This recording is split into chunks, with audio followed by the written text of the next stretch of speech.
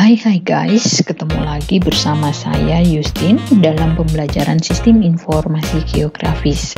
Kali ini kita akan belajar kaitannya dengan styling feature atau styling data vector atau mereader feature kita menjadi menarik dan informatif menggunakan QGIS. Nah, sebelum dimulai, sebaiknya teman-teman bisa mempersiapkan kerjaan teman-teman yang sudah teman-teman buat sebelumnya. Nah, saya mau jelaskan dulu, di dalam QGIS itu ada style menu, di mana style menu itu adalah alat yang komprehensif untuk mereader atau menyajikan layer dengan melambangkan data vektor kita dalam baik itu warna, tekstur, bentuk, ukuran garis, ukuran titik, dan lain sebagainya. Oke, kita bisa langsung saja. Nah, kalau proyek teman-teman sudah siap, kita bisa pilih salah satu layer. Di layar saya itu ada point, line maupun polygon. Di sini saya akan contohkan dengan menggunakan polygon karena di dalam polygon saya banyak informasi di sana. Nah, kita bisa klik pada salah satu layer yang sudah kita buat. Di sini saya pilih genuk baik kelurahan, kemudian saya klik kanan. Dan kita bisa pilih properties, tampilannya seperti ini, atau cara cepatnya adalah dengan double klik pada layer yang akan kita lakukan styling. Double klik, teman-teman bisa lihat hasilnya yang muncul itu sama. Di sini ada sebuah kotak layer properties, di mana di sebelah kiri ini berwarna abu tua dan di sebelah kanan berwarna abu muda. Nah, kita bisa pilih pada bagian kiri, yaitu pada simbol logi. Kalau kita sudah klik, tampilannya seperti ini. Kemudian teman-teman bisa lihat di pojok kanan atas itu ada tanda seperti anak panah. Teman-teman bisa klik pada anak panah tersebut. Di sana ada banyak pilihan untuk bagaimana kita bisa menampilkan data yang kita punya. Yang pertama yaitu ada no simbol, artinya nggak ada simbol di sana. Kemudian ada single simbol. Nah, untuk single simbol atau simbol tunggal ini digunakan untuk menyajikan data dalam satu simbol, biasanya disimbolkan dalam bentuk warna gitu ya. Contohnya kita memberi warna satu warna yang sama untuk feature yang kita punya. Kemudian di sana ada categorize atau kategori. Ini digunakan untuk menyajikan semua feature dalam sebuah lapisan dengan menggunakan simbol tertentu, di mana untuk mencerminkan nilai atribut feature yang kita pilih. Nah, biasanya di dalam kategori ini digunakan untuk menggambarkan data yang sifatnya kategorik atau kualitatif. Misalnya di sini saya punya genuk baik kelurahan. Nah, di sana saya mau menyajikan perbedaan warna yang menunjukkan bahwa itu merupakan kelurahan yang berbeda. Kemudian berikutnya adalah graduated atau graduasi yang dapat kita gunakan untuk menyajikan semua feature dari sebuah lapisan untuk digunakan sebagai simbol warna atau ukuran yang mencerminkan suatu atribut feature yang berskala ukuran numerik atau angka. Nah, kemudian ada rule base, di mana rule base ini digunakan untuk mereader atau menyajikan semua feature dari lapisan, yang mana penggunaan simbol di sini didasarkan pada aturan atau ketetapan tertentu. Misalnya kita mau menggunakan simbol warna untuk menandai jumlah kasus di suatu wilayah. Nah, di sini kita punya rules, yaitu kalau kasus itu dalam jumlah tertentu dia harusnya berwarna apa. Nah, di sini kita bisa menggunakan yang namanya rule base. Kemudian di sini ada inverted polygons. Ini digunakan untuk menentukan simbol yang harus diisi di luar poligon lapisan. Contohnya kita dapat memilih subheader seperti single symbol, graduated, kategori, lower fields, dan 2.5D. Kemudian di sini ada 2.5D atau 2,5 dimensi, di mana di sini kita bisa menggunakan untuk membuat efek 2,5 dimensi pada lapisan feature yang kita punya. Nah, tidak usah kita lama-lama. Oke, kita langsung coba saja pada single symbol. Nah, single symbol ini teman-teman tadi sudah dijelaskan, di mana kita bisa menggunakan single symbol atau satu warna pada data feature yang kita punya. Nah, kita bisa mengganti warna sesuai keinginan kita dengan cara yaitu teman-teman bisa langsung klik color di sini. Jadi kalau teman-teman klik di sini, tinggal teman-teman atur, teman-teman bisa memilih warna yang teman-teman inginkan. Contoh di sini saya ganti warna pink gitu ya. Ini bisa teman-teman lihat, coba sendiri. Kemudian teman-teman apply. Oke, teman-teman bisa lihat di layar tadi saya punya warna biru, kemudian menjadi warna pink ya, pink Fanta, keunguan gitu. Kemudian kita bisa coba lagi pada simbol kategori. Di sini kita bisa klik simbol kategori. Nah, pada simbol kategori ini kita akan memberikan informasi atribut dengan yang memiliki kesamaan data. Contohnya jika teman-teman punya peta Kecamatan Genuk berdasarkan kelurahan maupun RW, kemudian teman-teman mau nunjukin kelurahan di RW yang ada ini tergolong kelurahan-kelurahan yang mana. Nah, di sini kita bisa menggunakan simbol warna untuk menjelaskan kelurahannya. Nah, pada simbol kategori ini juga bisa dipakai untuk data yang sifatnya numerik, namun jika variasi dari data numerik kita itu sangat banyak, maka warnanya pun akan sangat banyak. Jadi dalam simbol kategori ini biasanya digunakan hanya untuk membedakan, karena dimana satu warna atau satu simbol warna itu akan mewakili satu nilai unit yang terdapat dalam kolom atribut. Nah, di sini saya mau contohkan dari data yang saya punya. Di sini saya bisa menampilkan kelurahan. Nah, di sini ada value, teman-teman jangan lupa diklik. Tadi saya bilang untuk numerik atau angka bisa, tetapi nanti variasinya akan sangat banyak karena satu unit akan diwakili oleh satu warna. Satu warna akan mewakili satu unit. Nah, di sini saya milih kelurahan. Kemudian teman-teman kalau satu saat teman-teman mau mewarnakan kategori dengan ekspresi tertentu, ada jika apa gitu, teman-teman bisa menggunakan fungsi expression di sini. Di sini ada expression. Nah, kemudian teman-teman bisa lihat di sini ada coloram, di mana di sini kita bisa memilih simbol warna, berbagai macam warna, bisa bentuknya graduate gini, graduasi, dari warna blue, green, gray, dan lain-lain sebagainya.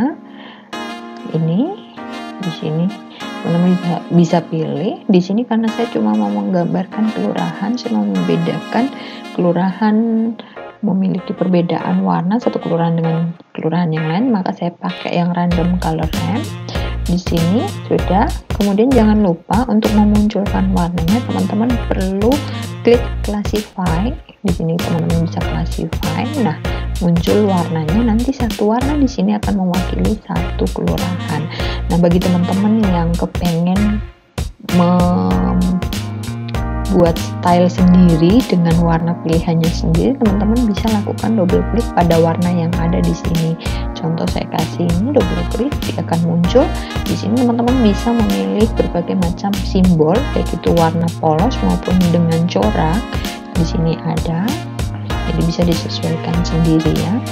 Oke, kalau sudah, kita klik apply dan oke.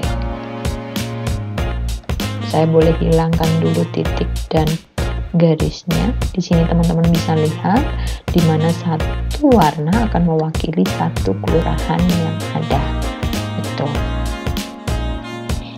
Nah, kemudian di sini ada graduated, di mana dengan graduated ini kita bisa menyajikan semua fitur dari sebuah lapisan yang menggunakan simbol warna berdasarkan ukuran atau cerminan suatu atribut feature berdasarkan skala ukur numerik ataupun angka. Nah, di sini teman-teman bisa lihat pada value-nya. Di value-nya sini, kalau kita klik di sini hanya bisa membaca data yang berbentuk angka, gitu ya. Kemudian teman-teman nanti bisa pilih, saya contohkan aja. Di sini adalah jumlah laki-laki di tahun 2017. Kemudian di sini ada color ramp. Teman-teman bisa pilih berbagai macam color ramp, di mana warna ini akan menggambarkan data tersebut. Nah, contohnya di sini saya pakai yang blue. Kemudian kita tentukan dulu mau pakai model apa, berapa kelasnya.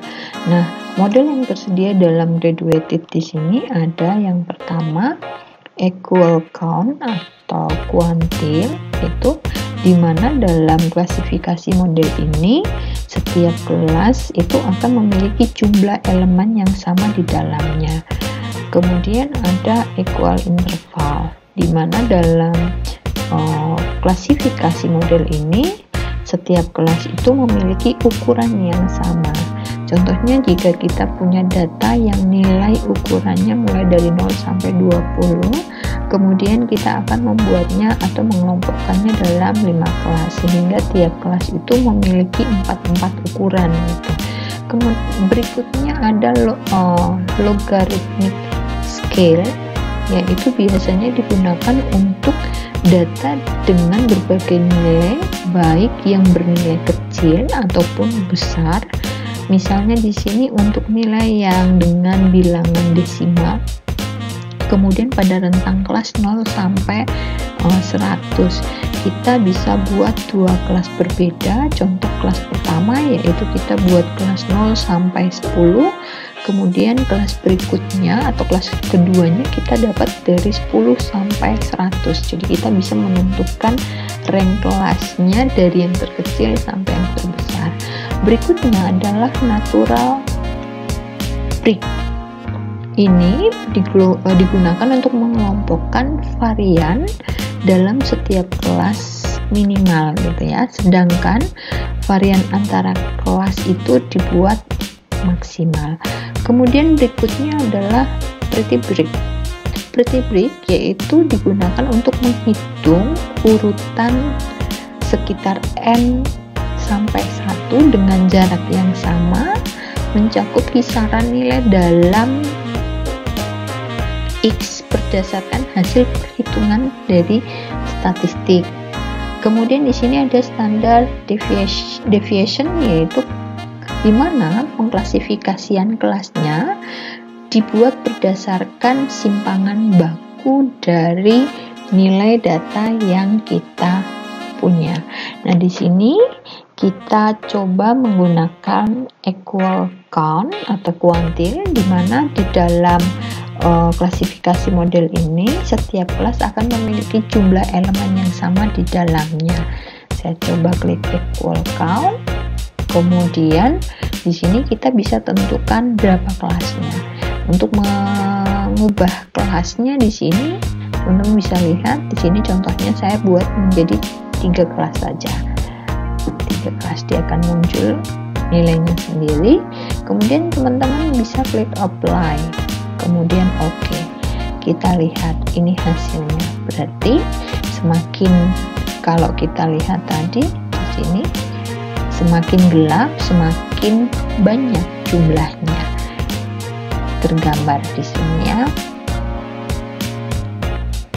Oke, kemudian kita menggunakan fungsi rule base, di mana rule base ini biasanya itu digunakan untuk mereader semua feature dari lapisan yang mana menggunakan simbol berbasis aturan atau ketetapan tertentu, baik itu difilter berdasarkan kategori tertentu ataupun ukuran skala tertentu. Nah, di sini saya mau hilangkan dulu label yang sebelumnya, saya blok dulu, kemudian saya klik tanda remove select rules-nya, kemudian saya klik close di sini, kemudian saya bisa munculkan contoh di sini lahan pemukiman, karena di data saya sudah saya buatkan data lahan gitu ya. Kemudian saya klik expression di sini. Di sini kita buka fill and value-nya. Kemudian saya munculkan fill lahan. Saya kasih ekspresi sama dengan. Kemudian saya mau lihat apa aja isi lahannya. Kita tidak perlu lihat ke tabel atribut. Kita bisa lihat dari sini nilai values-nya.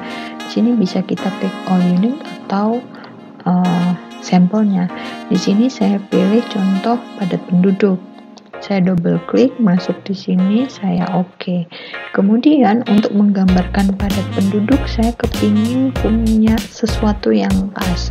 Contoh di sini saya bisa pilih variasi dari warna atau simbolnya. Nah, di sini teman-teman bisa pilih sendiri. Contoh saya pakai yang ini. Kemudian saya klik oke. Saya apply. Teman-teman nanti bisa lihat seperti ini.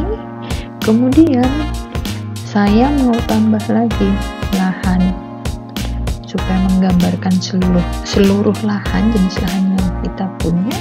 Saya klik fill, kemudian saya klik lahan lagi, saya sama dengan, saya lihat unitnya, saya pakai terminal, kemudian saya oke. Untuk menggambarkan terminal saya mau pakai sesuatu yang berbeda gitu. Teman-teman bisa munculkan berbagai macam simbol, bahkan teman-teman boleh memasukkan simbol tambahan ya. Saya pakai ini, kemudian saya tambahkan lagi supaya semua lahan itu tergambar. Di sini saya klik expression lagi, kemudian lahan, saya klik ekspresi sama dengan tadi yang belum adalah pabrik, double klik, kemudian oke.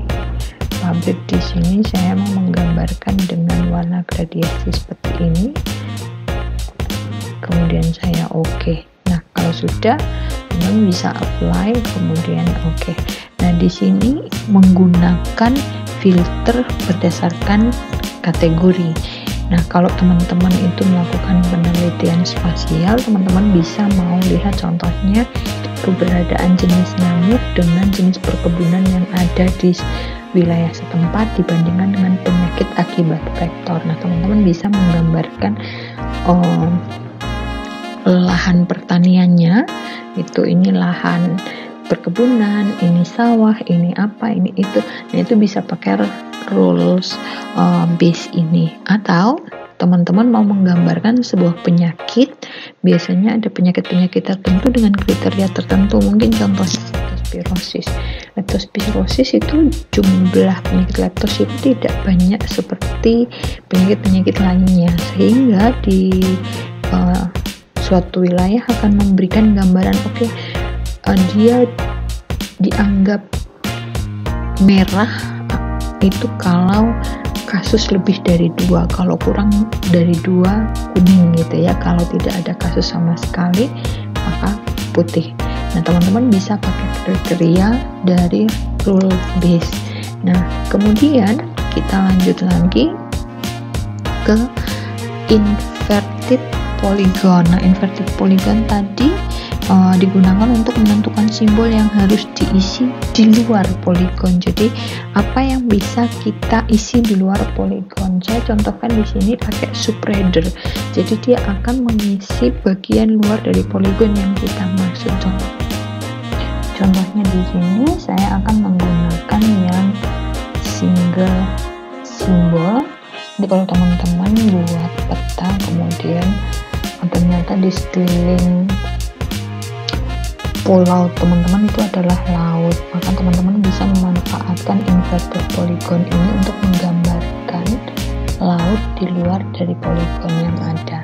Nah, di sini saya pilih single simbol.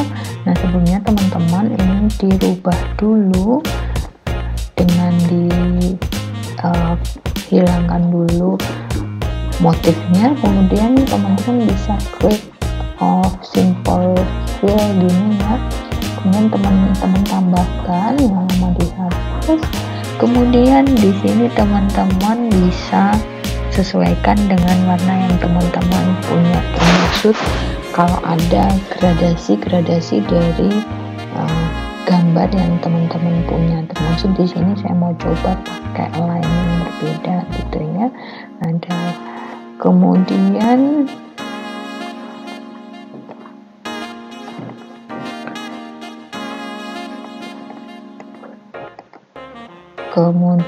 saya mau coba apply. Nah, teman-teman di sini lihat yang invertednya dia nunjukin kelurahan poligon yang saya punya ini, sisanya ditutup dengan warna biru. Itu contoh penggunaan inverted. Jadi dengan inverted polygon teman-teman bisa memanfaatkan fungsi role base, kategori maupun single simbol. Graduated juga bisa gitu. Nah, kemudian berikutnya adalah ini 2,5 dimensi. Nah, untuk 2,5 dimensi ini hanya ada pada simbologi dari poligon. Nah, 2,5 dimensi ini biasanya digunakan untuk membuat dimensi berbeda antara batas wilayah dan bangunan atau gedung yang ada di peta kita.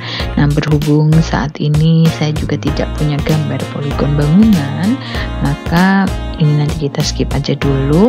Nanti teman-teman kalau masih penasaran, saya akan buat video berikutnya yaitu dengan penggunaan 2,5 dimensi. Nah, kemudian tadi saya bilang ya di poligon itu ada 2,5 dimensi, sementara di point maupun line itu tidak ada. Kita lihat apa saja sih yang ada dari simbol line maupun simbol point. Nah, di sini saya boleh aktifkan lagi, kemudian saya lihatkan genuk, jalan lain di genuk gitu ya. Teman-teman lihat simbologinya, ada no symbol, single symbol, categorize, kemudian graduated, rule base. Itu ada perbedaannya dengan polygon. Kemudian point. Di point itu ada no symbol, single symbol, categorize, graduated, rule base, point disappointment, point cluster, dan heat map. Nah, untuk penggunaan simbologi dari point ini nanti akan saya bahas khusus di video lainnya di kelas Applikom Epidemiologi. Kalau teman-teman masih penasaran, silakan pantau terus perkembangannya. Oke, sekarang kita akan mau mulai melakukan styling. Nah, sebelum sebuah peta akan kita tampilkan atau kita cetak, maka kita harus terlebih dahulu mengatur style data dari sistem informasi geografis yang kita punya. Kemudian kita atur tata letak berbagai properti pendukung agar nantinya peta kita itu dapat tervisualisasi secara informatif. Nah, sebelumnya sudah dijelaskan banyak sekali opsi dari simbologi yang bisa kita manfaatkan atau kita gunakan untuk menampilkan atau memvisualisasikan data yang kita punya. Oke, kita langsung saja. Saya di sini akan mencoba menampilkan sebaran data penduduk tahun 2019. Nah, data yang saya punya pada tahun 2019 itu adalah data jumlah penduduk berdasarkan jenis kelamin, yaitu laki-laki sendiri, kemudian perempuan sendiri. Padahal saya inginnya menampilkan sebaran data keseluruhan penduduk pada tahun 2019. Sehingga di sini saya akan menjumlahkan terlebih dahulu penduduk perempuan pada 2019 dan penduduk laki-laki pada 2019 dengan menggunakan OpenFill Calculator. Nah, sebelum kita melakukan penjumlahan, pastikan teman-teman dalam mode editing gitu ya. Jangan lupa untuk mengaktifkan mode editingnya dengan mengklik toggle editing mode. Nah, di sini ini artinya sudah siap untuk diedit. Kemudian di sini teman-teman bisa pilih OpenFill Calculator. Nah, kalau teman-teman sudah membuka, di sini ada fill kalkulator, teman-teman bisa membuat create a new fill, jadi membuat fill baru dari kalkulator, atau ada dua cara, teman-teman menggunakan tambahkan dulu new fill, kemudian baru berhitung. Nah, di sini saya memanfaatkan membuat fill sekaligus di dalam fill kalkulator gitu ya. Di sini centang create new fill. Kemudian di sini saya tulis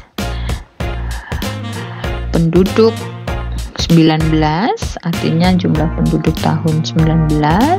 Saya pakai yang paling banyak aja biar bisa maksimal. Itu di sini saya pakai itu. Kemudian di sini ada ada di kolom tengah, teman-teman bisa pilih fill and value, diklik anak panahnya ini. Di sini berbagai fill ada di sini. Nah, di sini teman-teman double klik aja L 2019, kemudian dikasih tanda plus. Di sini juga disediakan peralatannya. Kemudian di sini tambah jumlah penduduk perempuan tahun 2019. Di sini kalau pekerjaan teman-teman benar, di sini terlihat sudah seperti ini. Kalau masih merah berarti ada yang salah gitu ya. Kemudian teman-teman klik OK. Nah, di sini jumlah penduduk tahun 19 sudah muncul. Jadi kita bisa langsung styling. Ini saya close dulu. Oke, langsung aja kita buka propertiesnya, double klik. Di sini karena mau menggambarkan sebaran data, mungkin lebih bagus kita menggunakan Credo Edit. Nah, di sini jangan lupa teman-teman untuk memasukkan value-nya, apa yang mau teman-teman sajikan. Di sini kita mau sajikan sebaran penduduk tahun 2019. Kemudian di sini teman-teman bisa ganti color RAM-nya. Mau pakai yang warna apa, pilihannya banyak sekali. Nah, di sini saya coba pakai yang biru. Kemudian modenya saya pakai yang equal interval. Kemudian kelasnya teman-teman bisa pilih mau 5 atau 3 terserah. Kemudian teman-teman bisa apply. Nah, kalau sudah apply, teman-teman bisa lihat di sini saya coba hilangkan dulu poin dan garisnya. Semakin gelap warna di sini menunjukkan bahwa semakin padat penduduknya atau jumlah penduduknya banyak gitu. Nah, ketika data sebaran penduduk tahun 2019 sudah terlihat tampak berdasarkan simbol warna, yang menjadi masalah adalah ketika kita lihatlah itu wilayah kelurahan mana tuh yang penduduknya banyak sekali. Nah, di sini berarti peta yang kita punya masih belum informatif, masih kurang, masih ada yang kurang. Maka teman-teman bisa nambahkan label yang berisi nama kelurahan. Nah, di sini caranya gampang. Teman-teman bisa double klik pada layar supaya propertiesnya muncul. Kemudian teman-teman di bawah simbologi ini ada menu label, teman-teman bisa klik menu label. Kemudian di sini ada pilihan no label, single label, role based labeling, blocking. Nah, di sini saya tidak akan menjelaskan item per item dari fungsi yang ada pada labels karena tidak memungkinkan gitu ya. Jadi teman-teman nanti di rumah bisa explore lebih lagi supaya bisa menampilkan informasi yang menarik berdasarkan warna, berdasarkan desain yang teman-teman suka. Nah, di sini saya contohkan menggunakan single label. Kemudian jangan lupa teman-teman memilih value-nya. Value-nya ini adalah